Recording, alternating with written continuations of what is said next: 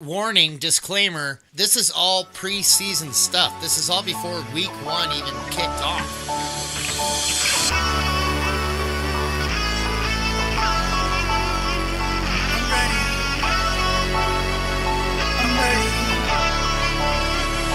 I'm ready for all today.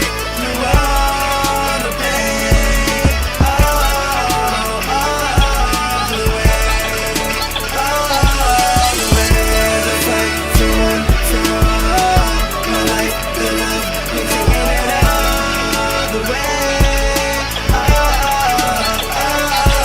the way. Alright, great. Thanks. Thank you. Yeah, no worries, man. Fire when ready. Welcome to the Sleeperwire Show. It is October 16th, 2018. We are here. You are listening to our pat on the back on the Sleeperwire Show. We are going to go back to week 1 and the preseason and go over some of the best calls that we have got going on, that we made, and that we're going to show off today. And, you know, these kinds of shows drive producer Steve crazy. You know, he sits there in the Sleeperwire studios over there in Toledo, drinking his Sumatra coffee, saying to himself, What kind of a show are you guys putting on here today? so here we go. I know that people should be listening to the Sleeperwire Show. Dirty Jobs Mike knows people should be listening to the Sleeperwire Show. Primetime Lucas knows that people should be listening to the Sleeperwire Show. What's going on, guys? Why aren't people listening to the Sleeperwire Show? You know, to me, it's just baffling because we're out here doing this for a good cause. We're all doing this in our spare time, but I have never been surrounded by so many football experts in my whole entire life. Like, it's not like we're just only doing this to do this. We're doing this because I think we're pretty good at it. Why are some reasons why people aren't listening to the Sleeperwire Show? Well, one reason I can think of is, you know how you had those game genies as a kid? I think a lot of people didn't use those, and it's just because it made things too easy. And listening to us is like having the cheat code. Like, for instance, if you listen to us, you probably took ahead of this caution of Jay Ajayi. Dude, I just can't get on the Jay Ajayi hype train. I don't care what I read about the guy. Although that was short and sweet, if you listen to a lot of our live content, you would know that I was not high on Jay Ajayi, and in fact, I was very high on Corey Clement, and I had him on almost every single roster that I could get that guy on. And I mean, yes, him hitting the IR is an unfortunate circumstance of all of it, and you can't predict that, but it was trending bad for him as it was. The guy might have been hankering with an injury, but at the same time, he just didn't have the talent as Corey Clement and Wendell Smallwood have. Why do you think people aren't listening to Sleeperwire? People probably aren't listening to Sleeperwire for reasons like, I don't know, they'd rather be having brunch on Sunday than watching football. But, you know, some reasons why they should be listening to Sleeperwire are takes like this.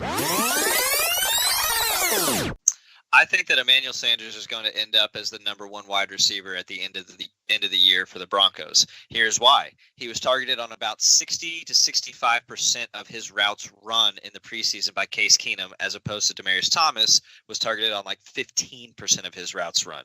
We saw Case Keenum made Adam Thielen a number 1 wide receiver last year out of the slot. Emmanuel Sanders is going to be Case's guy this year. I guarantee it. He's going to have his best season ever. So seriously, who doesn't want to know who the number 1 wide receiver on each team is going to be? Why? Why wouldn't you want to know that, right? Or why would you want to know that going into the fantasy season? That makes no sense. Especially if he's being drafted as the 2. That's just crazy. You got him way after DT. Way after. So you get one of those guys in middle round 6, 7, 8, and he ends up being a wide receiver 1 for you?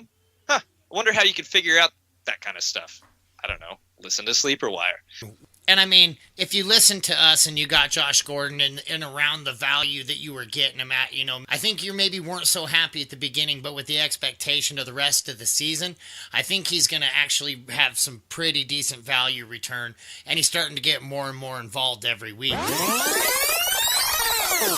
But I do have Josh Gordon as my 18, so he's a little bit further back. I don't think I'd draft him before I draft Tyreek Hill. I like Tyreek Hill a little bit more talent level, but I also believe in Josh Gordon. I think his talent level's there. The guy is huge. Why aren't people listening to Sleeperwire again? I got some friends. They own some yachts. Lots of dead zones there around those capes through the Panama Canal. So, I could understand if you're in some dead zones. But let me tell you why you should listen. Let me ask you this, breaking off from that question. Todd Gurley, is he the number one overall pick in your eyes this year?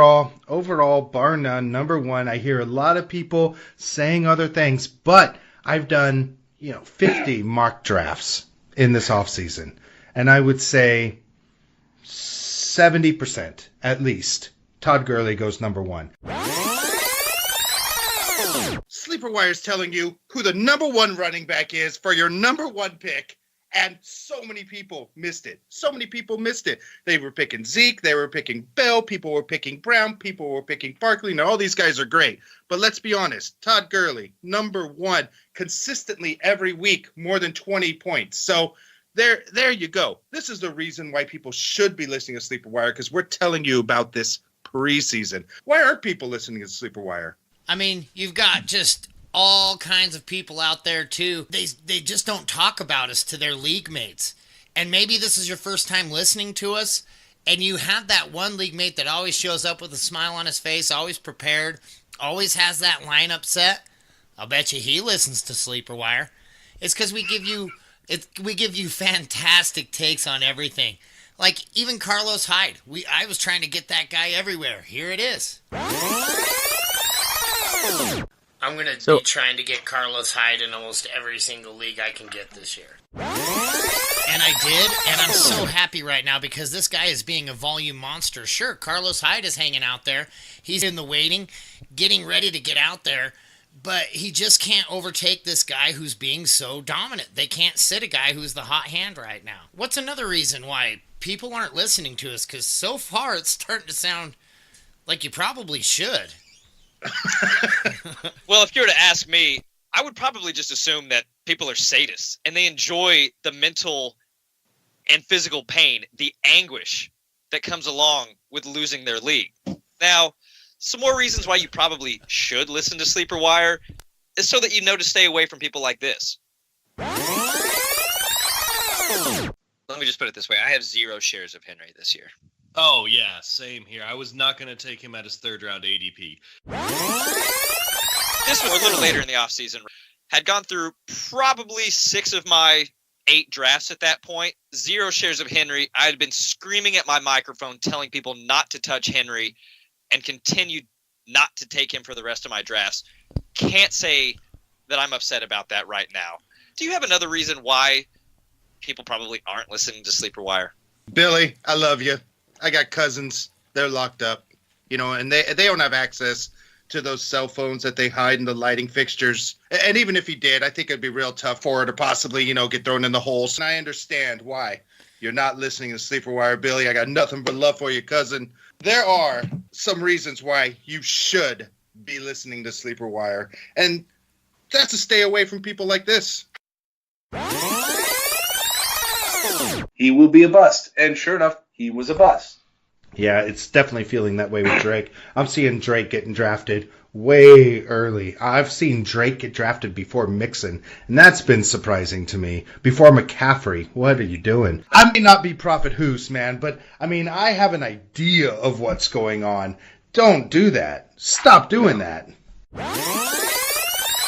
Don't get me wrong. I am okay with Drake. I think he's an okay player. I don't think he's a 2nd or 3rd round draft pick, though. And that's what we were telling you preseason. We were saying, lay off, draft Mixon, draft CMC before you draft Drake. And that seems like good advice, right? Even with the injury, seems like it's going to pan out for you. And with Mixon's injury, we were telling you to draft Gio. So maybe there's still some doubters out there. Maybe there's still somebody on the fence that's listening to it, and they just don't understand.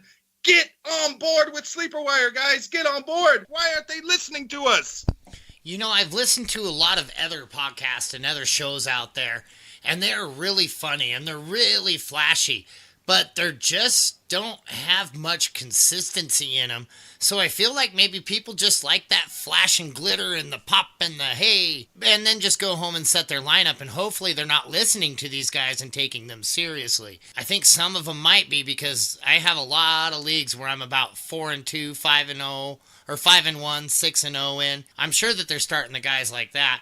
You're not ahead of the game. Like, listen to this take from Lucas and I. Atlanta, wide receivers at its finest. Early, but the guy who came to mind for me was Calvin Ridley. It's just what I've seen with that guy and how he's translated to the NFL. And then on the other side, you're going to have to worry about Julio Jones. I think that guy is going to prove to be a headache right away.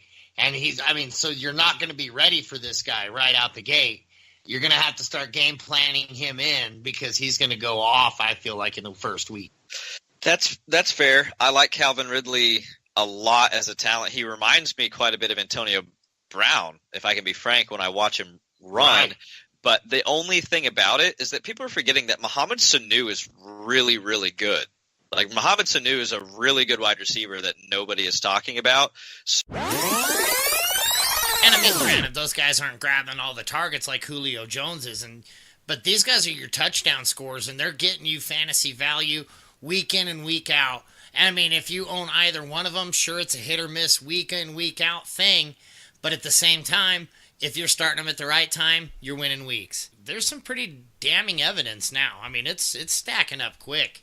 You know, we're in 2018, right? We're in this mindset. And maybe people that don't listen to Sleeperwire are of this mindset, and they're pushing for, in their fantasy football league, that everybody should get a trophy. There shouldn't be a first place, a second place, and a third place trophy. Everybody should have a trophy.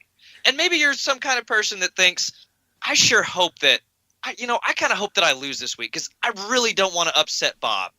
Bob's had a bad week at work. I really hope that he wins. I don't want to win this week. So you could be that kind of person. Or you could be the kind of person that wants to win.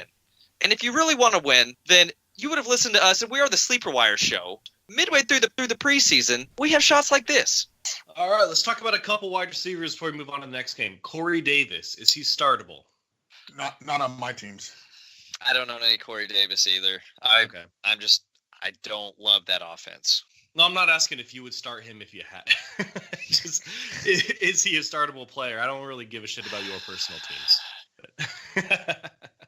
I mean, it kind of goes hand in hand there. There's a reason I didn't draft him, is because I don't believe in him.